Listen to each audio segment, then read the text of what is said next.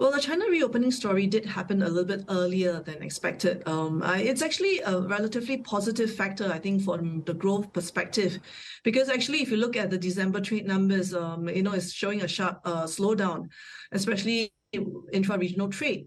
And a lot of that has to do with the China story. Of course, that could have been due to the fact that, there was a fair bit of cautiousness in the near term with the reopening. And we do hear on the ground that infection levels have soared, but they are probably approaching peak levels and may start to stabilize.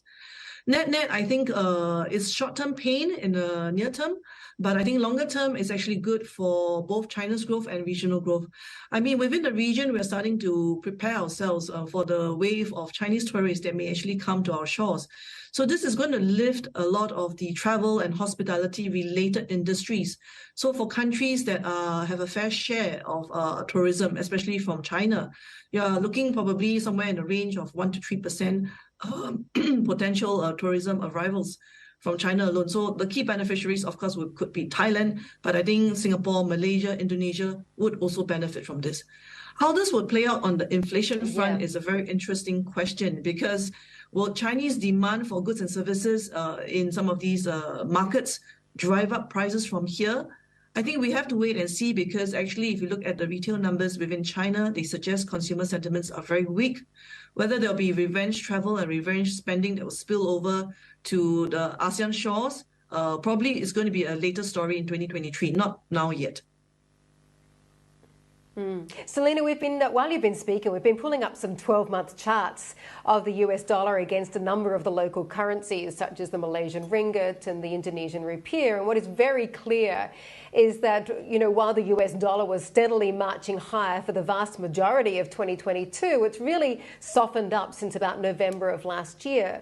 Do you expect the US dollar to keep on weakening? And what are the implications against the local currencies for the broader economies? I think for 2022, dollar was king, but I think the story has really changed. The tide has changed mainly because the Fed is approaching peak terminal rate.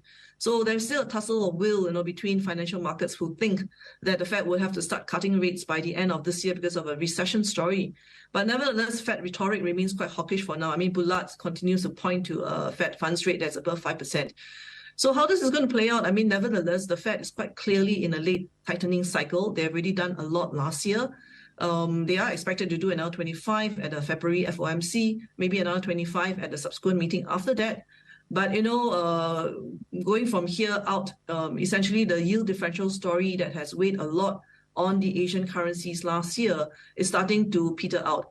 And like I said, this actually provides some room for the Asian central banks to actually pause if the Fed also pauses. So going out from here, I would say that we are looking for a flat to modestly softer dollar profile. I don't think it's going to be a straight trajectory for a weaker dollar per se, because of this uncertainty over, the Fed's terminal rate and also the pace of China's reopening that will weigh in the short term. But broadly, over the course of 2023, we should be looking for a softer dollar profile. And Asian currencies should benefit from that because growth is still resilient.